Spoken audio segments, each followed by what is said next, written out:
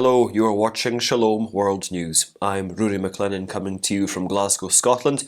Here are the latest headlines from around the world. Pope Emeritus Benedict XVI has come out with a two-part letter addressed to believers in the Archdiocese of Munich and Freising, where he had served as Archbishop from 1977 to 1982. In the letter issued on Tuesday, the former pontiff explains his confession and an analysis of faith on the, quote, most grievous fault of clerical abuses and cover-ups. This comes in the wake of a German probe in January that looked at how Cardinal Joseph Ratzinger, who later went on to become Pope Benedict XVI, handled priests accused of being paedophiles. In the letter, the Pope Emeritus apologised for an unintentional error in an 82-page submission to the German law firm carrying out the probe, in which it was incorrectly reported that the then Archbishop had not attended a meeting on January the 15th in 1980. The Pope Emeritus had reported his own presence at the meeting in a book written by his biographer Peter Zewald 2 years ago. At that meeting, the decision to accept into the Archdiocese a priest who required psychological treatment was discussed. The Pope Emeritus's advisers, who undersigned an accompanying appendix to the letter, rejected the charge that the then Archbishop Joseph Ratzinger was either aware that the priest in question was an abuser or that he was subsequently included in pastoral activity. The Pope Emeritus also said, "Once again, I can only express to all the victims of sexual abuse my profound shame, my deep sorrow, and my heartfelt request for forgiveness." A Catholic priest who was abducted by armed men in Nigeria has been released. According to a statement by the Chancellor of the Diocese of Kafanchan in the state of Kaduna, Fr Joseph Danjuma Shekari was released on Monday morning. Unidentified gunmen stormed the rectory of St. Monica's Catholic Church in Ikulupari in the state on February the 6th and kidnapped the priest. In the melee, the armed men also killed the priest's cook. The Chancellor of the Diocese, Father Emmanuel Okolo, expressed gratitude to the faithful for their prayers for the safe release of Father Joseph. He also directed all priests to offer a Thanksgiving Mass and also a Requiem Mass for the soul of the cook who was killed. The Holy Father Pope Francis has exhorted everyone to be part of the fight against the malaise of the trafficking of women and girls. The pontiff made this exhortation on Tuesday as part of the 8th World Day of Prayer and Reflection against human trafficking. In his video address, Pope Francis compared human trafficking to an open wound in the body of Christ that affects each member. This annual observance was first established by Pope Francis himself in 2015, when he invited women religious belonging to the International Union of Superiors General and the male religious of the Union of Superiors General to commemorate the day that falls on the feast of St. Josephine Bakita.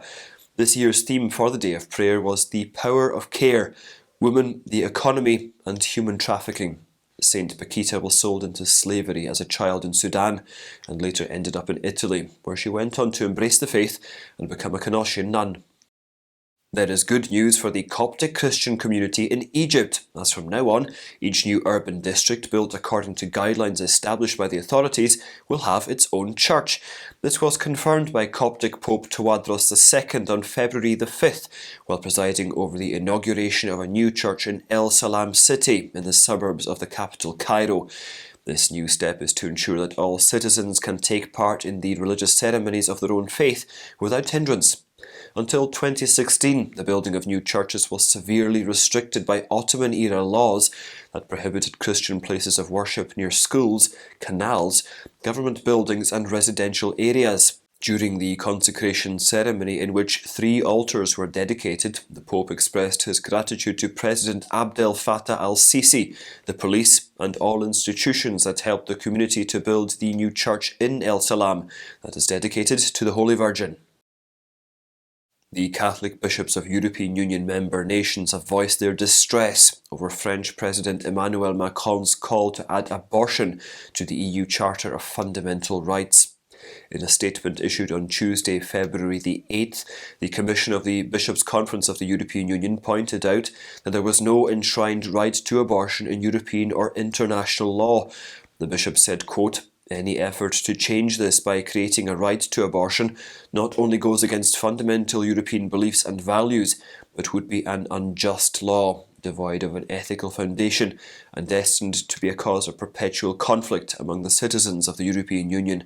The bishops added that caring for women in difficult or conflicting situations is a requisite, emphasising the need to respect life at every stage.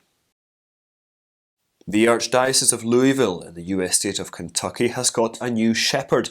The Holy Father has named Bishop Shelton Fabre of Houma Thibodaux in Louisiana as the successor of Archbishop Joseph Kurtz of Louisville, who has been serving since 2007. Bishop Fabre was first appointed as the Auxiliary Bishop of New Orleans in December 2006 by Pope Benedict XVI.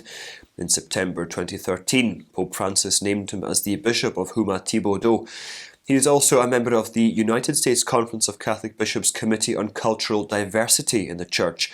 Spread across 8,124 square miles in the state of Kentucky, the Archdiocese of Louisville has a total population of nearly 1,400,000, of which over 150,000 are Catholic. Nearly 50 years after abortion was made legal in the United States, the Tennessee House of Representatives advanced a resolution against abortion on Monday, February the 7th. The House passed the resolution with no debate by a vote of 72 to 20. The resolution has declared January the 22nd to be a day of tears and urges Tennessee residents to grieve over aborted babies. Resolutions, unlike legislative measures, are essentially symbolic and non-binding gestures. Each year, legislators file hundreds of bills, usually approved without much debate.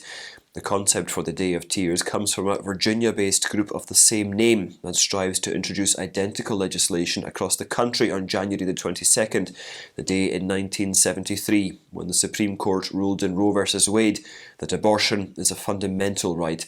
The new resolution backs the pro-life stand of the Tennessee state.